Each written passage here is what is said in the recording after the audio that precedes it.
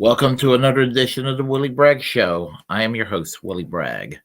Um, I know it's late, Eastern Standard Time, all kinds of reasons, but I wanted to go and do a stream on this topic. I was going to do it yesterday, but stuff happens. So I want to talk about, I've been thinking about this, and so I wanted to go into a discussion about why I decided that I will not ever donate another dime to Bernie Sanders again. And it just dawned upon me, all kinds of reasons. That I've been going back and forth over this for a while, and what it is basically is that and I'll give you my history, and it's repetitious. And I'm sorry about that because I have to do this for the sake of new people coming in. That I've been a long time, historically for myself, I've been a long time backer of Bernie Sanders from the early days, since 1990 when I first heard of him. Many of my friends that I know personally in my day-to-day life, they told me, hey, I knew about Bernie Sanders before everybody else because of you. So, I mean, I was telling people about Bernie Sanders for a long time. I was telling them it's possible that you can be a socialist and get elected to an office. Bernie Sanders is an example in the U.S. House of Representatives where he got elected. He was the first socialist elected to the U.S. House of Representatives since the days of Victor Berger and Meyer London from the Socialist Party of America. You've had, city council people, mayors elected across the country. Bernie Sanders was the mayor of Burlington, Vermont prior. In 1981, he became the first socialist mayor of any city since the days of Frank Zeidler in Milwaukee, Wisconsin. During the 1980s and 1990s, Karen Covey was a city councilwoman in Iowa City. Kashama Sawant, I believe was in 2013, 2012. She got elected to the city council in Seattle. She's going to retire from that seat when her term is up. And she's with, workers strike back now.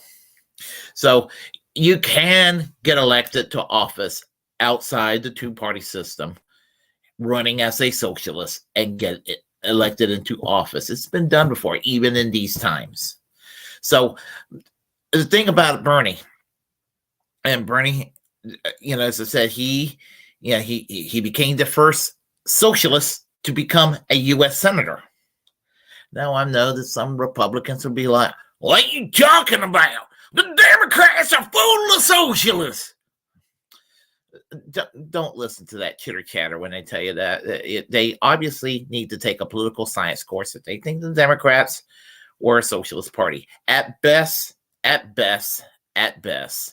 And even Keaton Weiss said this a few days ago on Due Dissonance, paraphrasing him. He said that the Democratic Party may have been substituting for a Labor Party at one time, but they're not one now. And I've always kind of said that myself, and I was glad somebody else could actually articulate that thought to people. The time has come and passed that the Democratic Party is the party of the working class. Sure as hell isn't the Republicans, but it's not the Democrats either at this point. But the thing about it is that Bernie Sanders ran for president in 2016 and 2020. Not going to go tell you why he lost in 2016 or 2020. We're just going to say it's not fair, because if I go into an explanation, we all know the explanation, but it will be considered a conspiracy theory about elections, and I could get shut down. I have to choose my words carefully. Social media will start cracking down on all of us. I believe in free speech. The corporate media don't, and the mainstream politicians from both parties don't. So the thing about it is, Bernie Sanders accidentally I don't go by what some of his detractors say. He accidentally sheep herded people back into the Democratic Party. Now, I've gave him a lot of wiggle room. I've gave him a lot of benefit of the doubt for years, since he's been the knee toward Hillary, since he's been the knee toward Joe Biden. I think he, in his mind, thought he could do what he could do to fight the best battles he could fight within, a limited situation with your hands tied. I get it. I'm not an ideological purist, but a brick wall is a brick wall. It's a brick wall, and it is a brick wall. And because of that, it's kind of hard to see Bernie Sanders try to make excuses all the time. Now, for those on the left, inside the Democratic Party, even those outside the Democratic Party who are working and getting all excited about Marianne Williamson and Robert Kennedy, and I understand the energy, the hopes, and all of that, but I'm going to tell you, y'all going to be quickly frustrated. And here's the thing. While I'm criticizing Bernie right now, when it comes to policy, Marianne Williamson and Robert Kennedy are nowhere close to being, to having the chops on policy as Bernie Sanders. Now, the problem with Bernie Sanders is he's too nice of a guy, and he sits there and he wants to get along with his good friend Joe. That's the problem. Bernie, if you're listening, I doubt it, but if you are listening, or somebody shows you this video, I'm going to tell you this, for somebody who is probably considered the first online Bernie bro. Joe Biden is not my good friend. I did not vote for Joe Biden. I did not vote for Hillary Clinton. I do not want to play patty cake with such people. As far as I'm concerned, they're no different from Mitt Romney. They're no different from George W. Bush. They're really no different from Donald Trump. I do not want to play patty cake with conservative Republican light, which that's what the Democrats are. So I just want to go and state that out. So the thing about it is that there's been a lot of money and time wasted trying to revitalize the Democratic Party and turn it into something that would be akin to FDR's New Deal Democrats. And hopefully better than that. So let me go and share you this tweet. And I hope he didn't mind. I saw this tweet while I was in suspension last week from YouTube. I hope he doesn't mind. But Greg, who goes by the name of, right now, Greg versus Crabitalism. And he's known as Mad Crab on YouTube, Big Mad Crab, said this about Bernie Sanders. And he says, I gave him $230. That's easily 2 weeks of groceries, if not more. All stolen from my wallet from Mr. Working Class Hero Sanders. Thanks. Responding to the toxic leftists. I hope he doesn't mind me quoting him either. I donated $54 to this dickhead. So, okay, here's the thing. I understand where they're coming from. From personal experience, I understand where they're coming from. Because when Bernie Sanders was a member of the U.S. House of Representatives, starting in the mid-1990s, all the way to he got elected to the U.S. Senate in 2006, I donated like whatever I could, tax refund time, whether it was $50 or $100, I would go and donate to Bernie Sanders. I believed in him that much. When he got elected to the U.S. Senate in 2006, and when he was running in 2006, I made damn sure he got $100. He got $100 again in 2012, $100 again in 2018 when he ran again for re-election. When he ran for president in 2016, I gave him $100. I gave him $100 again in 2020. I had a really weird schedule at the time. I always have weird work schedules. So what canvassing I've done for Bernie Sanders was very limited due to my work schedule, but I did what I could. And here's the thing. Just think about the money I spent on Bernie Sanders all these years. And I'm not, don't feel sorry for me. I'm just saying, just think about all the money I've spent. And all the money that, as I said, Greg and the guy, the toxic leftist, said that he spent on Bernie Sanders. Just think about if all these folks on the left that spend their money on Bernie Sanders and AOC and all these other insurgent Democrats doing this, imagine what we could have all done with this kind of cash. Spend it on projects to improve the standards of living in our own communities, or working toward something that's could be beneficial to people across the board in your communities, the state, whatever, or contribute to a national project that's going to be beneficial for working people. Just imagine what it could have been done, because you're not going to get it from elected Democrats and Republicans.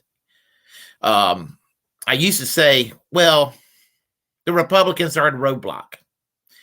Then I realized, well, yeah, Republicans are the roadblock, but so are the corporate Democrats, those conservative Democrats.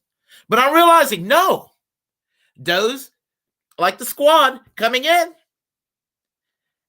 they've been cucked into being well-behaved little minions for Joe Biden and company now. There is no reason that they have to sit there and take orders from the leadership of the Democratic Party. Yet that is what they do. That is what they do. I hate to bring that back, forced to vote. Except when mentioning Vosh's name, then I don't mind saying forced to vote 1 million times, because Vosh hates the term forced to vote, hashtag forced to vote. And so I would support just saying it over and over and over just to get on his damn nerves. But the thing about forced to vote, they were in a position to go and provide leverage and to get concessions out of Nancy Pelosi. They were in such a position to do this. The squad, I'm showing y'all here the original squad, but it expanded since 2018. They were in a position to do this, yet they just sat on their hands and be like, well, we're just going to play along to get along.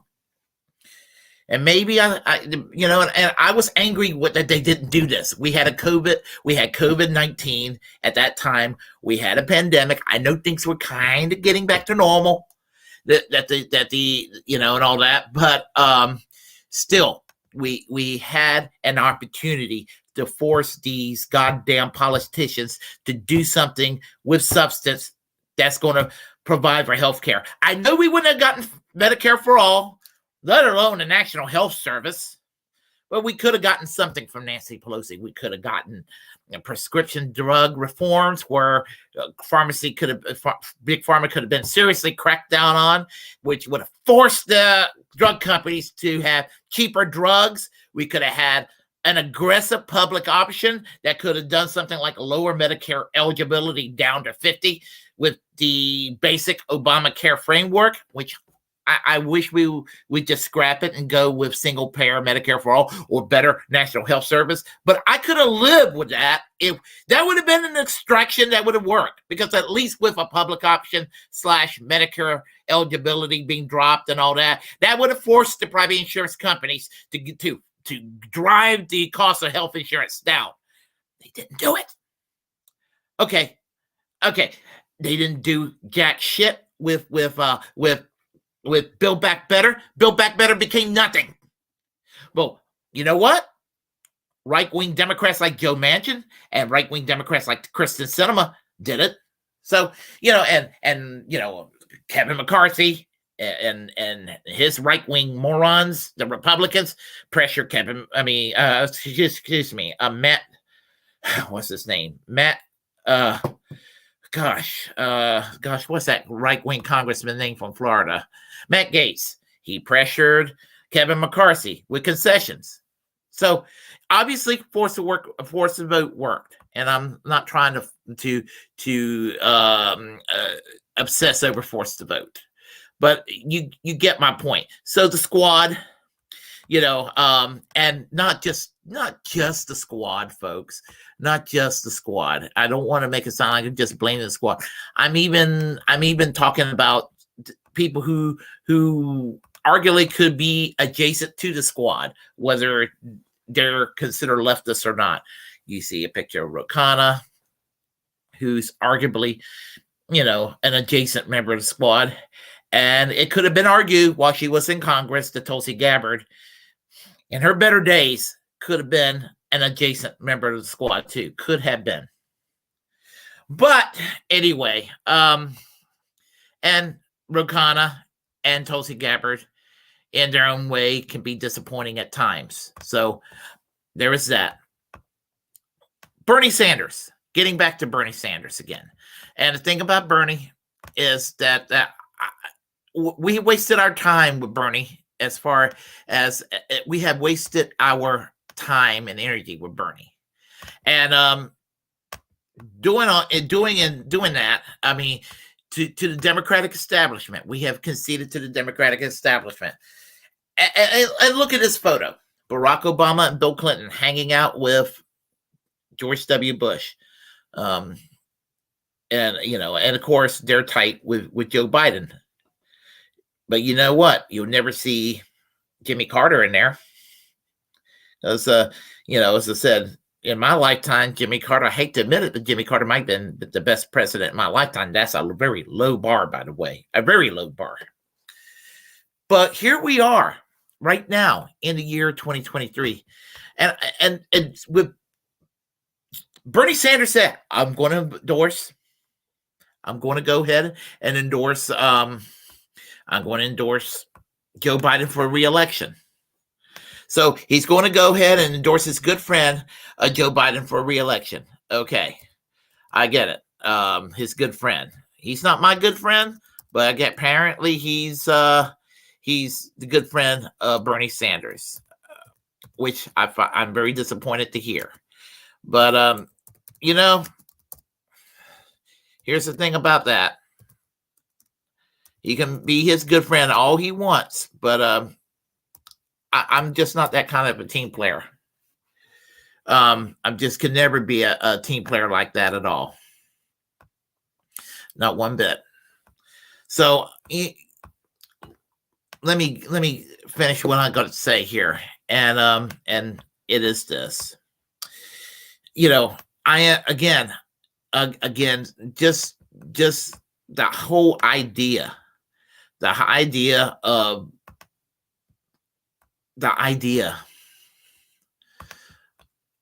Bernie Sanders, if he's going to go and work within the primary system, and they're not even having debates in the primaries. So here's the thing about the imperfect Robert Kennedy and the imperfect Marianne Williamson, because they're less perfect on policy than Bernie. But they're better than Joe Biden, and Bernie Sanders is better than Joe Biden. Marianne Williamson is pretty bad on foreign policy. I mean, humanitarian intervention, that sort of thing, and she supports the war in Ukraine, and Russia and all that. She supports the NATO. She may support a softer version of it than what Joe Biden supports, but no, that's unacceptable. Robert Kennedy, he supported Hillary Clinton over Bernie Sanders. Strike one, you're out. That's a big, big problem right there in itself.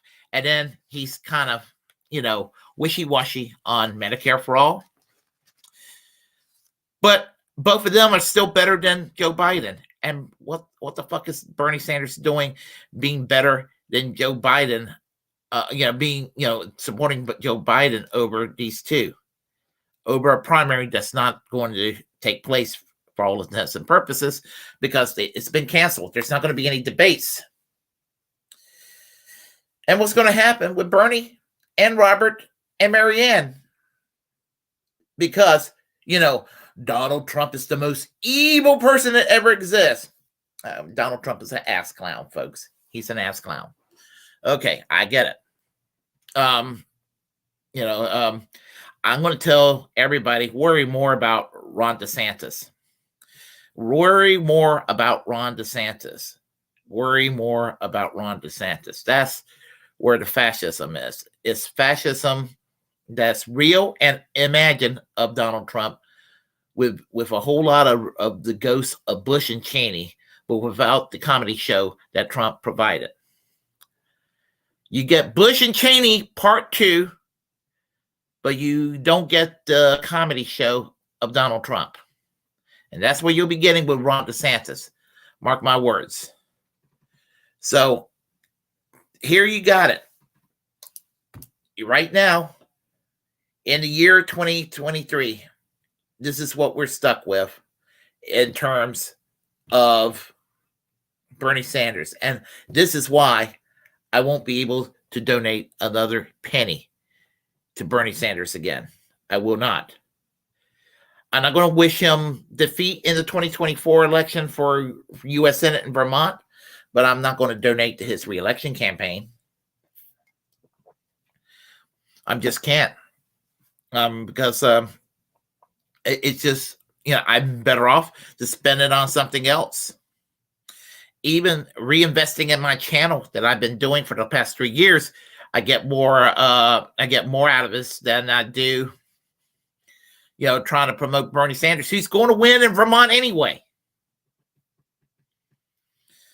So, if I lived in Vermont, sure, I would vote for Bernie Sanders if I lived in Vermont for re-election or U.S. Senate. Sure, why not? With a whole lot less enthusiasm than it used to be. And, but as I said, the resurgence thing, Robert Kennedy, friendly with the Kennedys, and he's basically Tulsi Gabbard 2.0 without the sex appeal. Marianne Williamson, even if somehow by some weird miracle she gets the nomination, she'll likely lose because it's not a problem for me, but she's going to be perceived as too weird for the American people. And that will be a problem for most Americans. We're going to be like, who's this space age nutcase? That's what they're going to think. So I just want to just kind of share this with y'all all here. I would not be upset if Bernie Sanders even retire and enjoy his retirement now, since he's in his 80s. I'm not being ageist. I don't care if he's 80. So let's see. He's going to be 82 in September. If he feels like he's got the gumption to keep fighting for what it's worth, especially he can actually fight for some good ideas still while he can.